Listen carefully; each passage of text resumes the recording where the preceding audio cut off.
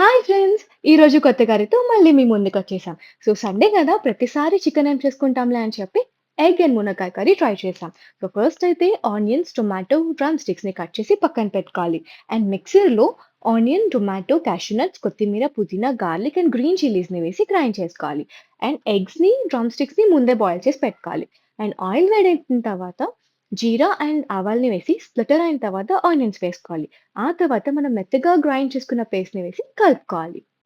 ఇప్పుడు కొంచెం ఫ్రై అయిన తర్వాత జింజర్ గార్లిక్ పేస్ట్, పసుపు, కారం, ధనియాల పొడి, గరం మసాలా, సాల్ట్ వేసి మంచిగా కలుపుకోవాలి.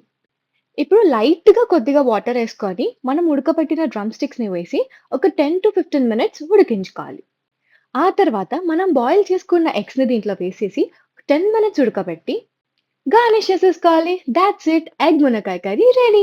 మీకు గనక నచ్చినట్లయితే ప్లీజ్ డూ లైక్, షేర్